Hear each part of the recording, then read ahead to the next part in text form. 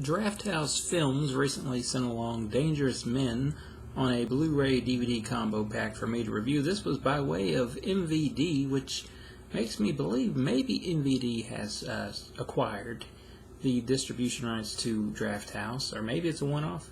I don't know, but I do know this is one of the stranger movies you will find out there this year. Not going to call it a good movie, because it's not a good movie, but it is interesting, and sometimes being interesting is enough to be justifiably called a movie worth watching. So the history and story behind Dangerous Men may be more interesting than the actual movie is. The movie is more bizarre than anything else.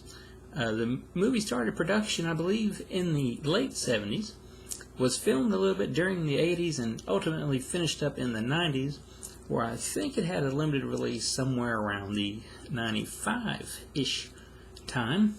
The director was an Iranian man, I do believe, by the name of John Rad.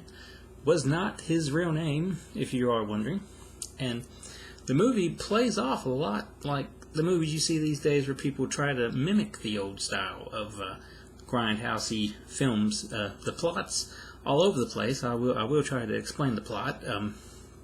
When the movie starts, we've got this couple, and they're either they're married or they're about to get married. I'm not sure which one that was, but they're getting there. And one of them's brother is a detective or law officer of some form, and regardless, they're on their way, and they run across a couple of biker dudes, and something happens. So that pretty well sets forth the dollar store version of Miss 45, we'll just say.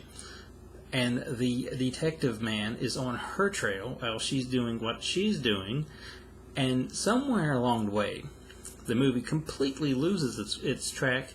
It ends up looking like more than one movie in one movie, and we see important characters just vanish from the movie, never to be explained really, or maybe halfway explained where they went in some cases.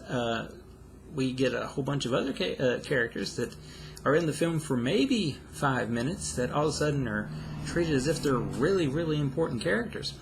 And it's just a bizarre film, and like I said, it's not a good movie, but it's an entertaining movie. So if that makes sense to you, and that sounds like something you might want to watch, then by all means check out Dangerous Men from Drafthouse Films by way of MVD.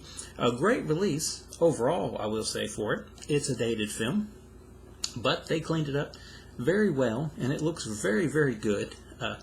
Minimum film damage, I guess you could say, here and there with it. It's got that old look to it, but it looks good enough, in my opinion, and it's got a few features in the extras category that may be more entertaining to you overall than even the movie is.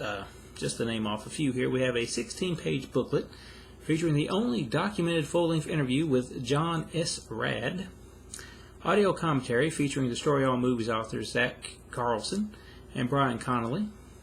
That's So John Rad, an original documentary about the film and its initial 2005 theatrical release. Now that I did watch, and highly entertaining, maybe as well or more so than the movie.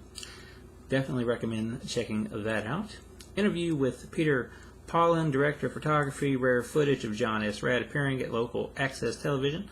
Original theatrical trailer, and digital download. So that is the very strange, very bizarre Dangerous Men, and there with the digital code, from Drafthouse Films. That's double disc there, DVD, Blu-ray.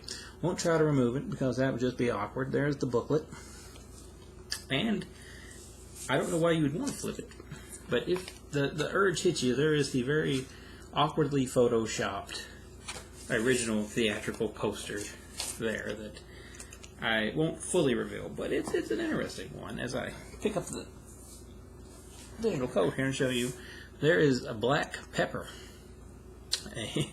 a character from the movie Dangerous Men that makes his way in there around the last portion of it, but is treated much more important than he probably is.